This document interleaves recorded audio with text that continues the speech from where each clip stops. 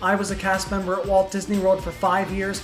I got to go behind the scenes for the Haunted Mansion, the Tower of Terror, Mickey and Minnie's Runaway Railway, Kilimanjaro Safaris, and more. And this is a cast member story.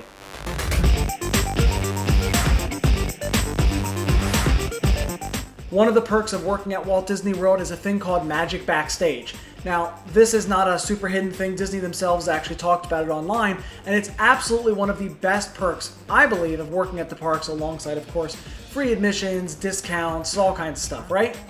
Well, I got very lucky for my years of working at Walt Disney World to win quite a lot of these Magic Backstages. I would sign up for a lot of them, not all of them, but quite a lot. I got one thing where it was a free set of 2 tickets and some popcorn to go to the movie theater at Disney Springs, the AMC, and go see a movie. I've gotten other ones where you can talk to an Imagineer, or some people have won ones where you get free merchandise or maybe a hotel stay.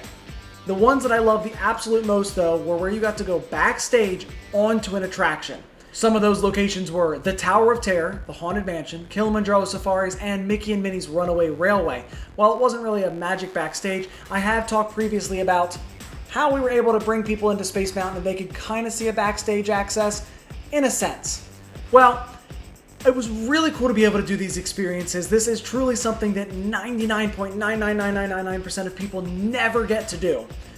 The Haunted Mansion, I'm a big fan.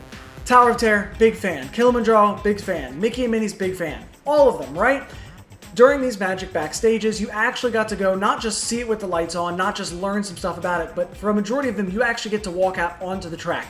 The exception being Kilimanjaro Safaris. They don't really want us walking around where there's a bunch of wild animals. Contained, but as you know, they can do whatever they want. So, I'm going to talk about the Haunted Mansion. Now, this is many people's absolute favorite Disney ride ever. Now, I don't have any pictures really to show you because, well, obviously, I'm not going to spoil the magic, and Disney doesn't really allow that most of the time anyway. I may or may not definitely have some pictures that they might have said, here, take this, and never show anyone.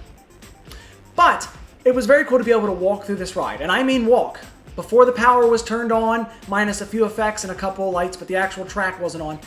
Before that was on, to be able to stick your cast member name tag in to make sure they knew you were out on the track, to be able to go through the safety procedures, of course, have the right shoes, have the right clothes, and walk out onto the track.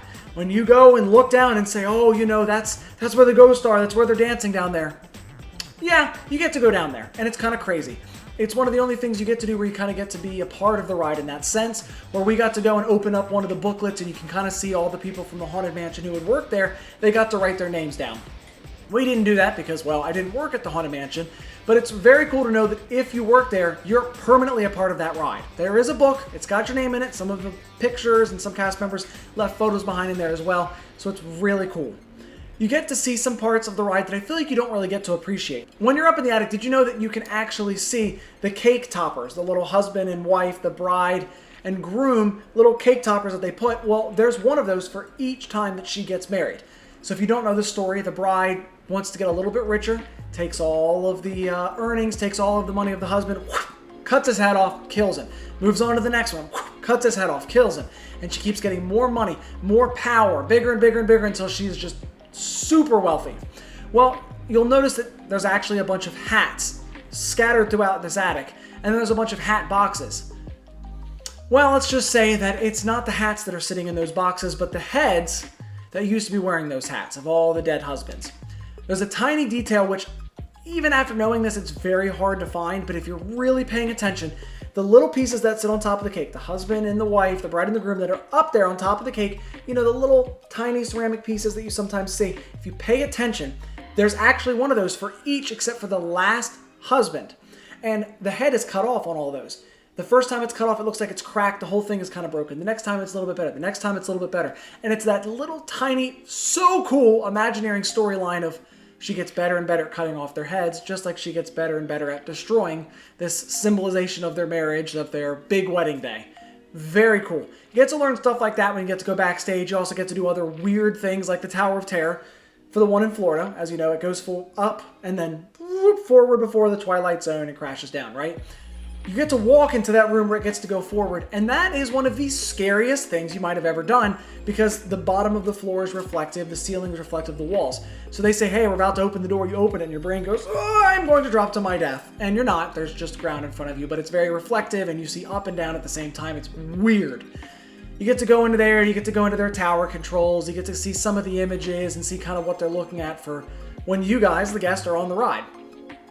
Same thing, you can kind of look at Kilimanjaro. You get a behind the scenes of talking about, like, did you know that the male lion, there's usually 2 female lions, but sometimes it can change whether they're moving around for breeding, whether they're moving around because they're going to different zoos or if one passed away. But the male lion can't take birth control, but Disney's also not allowed to just have the lions having kids whenever they want. To prevent that, they actually put birth control in the female's food.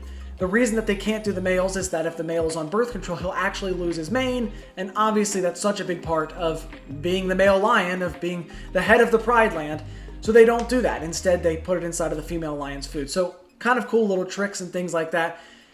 It's very interesting to be able to go back behind the scenes and kind of see what it takes to operate these rides. As I've stated before, I worked at Flight of Passage. I worked at Space Mountain. I have been on these attractions, but going from ride to ride, there's such a difference as to what people can expect on each separate attraction. Mickey and Minnie's Runaway Railway is nothing at all like the Tower of Terror, which is nothing at all like Space Mountain, which is nothing at all like the Haunted Mansion. There is a lot that goes into these rides. And to me, when I started working for Disney, a lot of people said, isn't that going to kind of kill your love of Disney? Isn't that going to kind of destroy it? Not at all. Instead, it only made it better for me because I got to see the insane amount of work, money, resources, technology, people, all that goes in to just making sure that you, when you get on the ride, get to have a fantastic experience.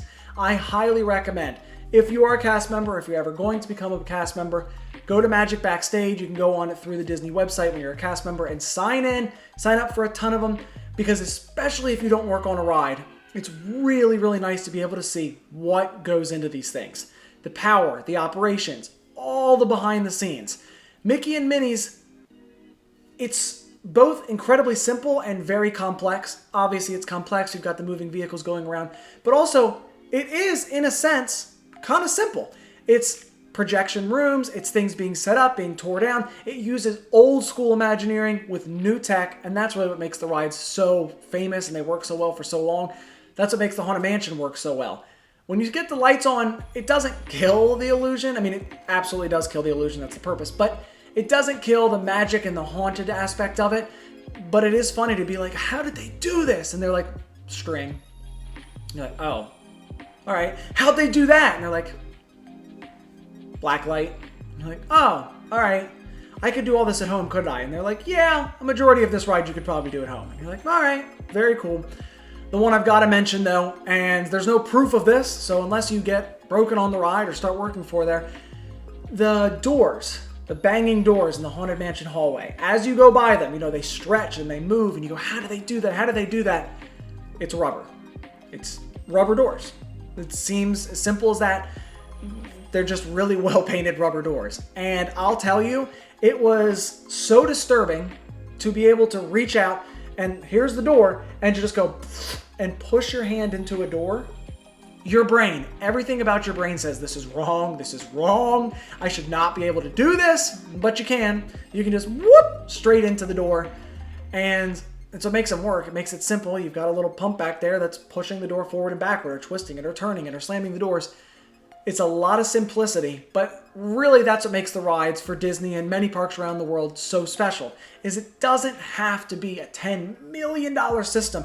Sometimes it's a bunch of magic effects, a bunch of special little things, a little storyline, a little detail. But if you do enough of it put together with the right lighting, with the right mood, with the right music, with the right cast members, it can really be the most magical experience ever. Being able to step inside of those really gave me an insight as to what guests can expect and what goes into creating the magic that they see every day. And that's a cast member story.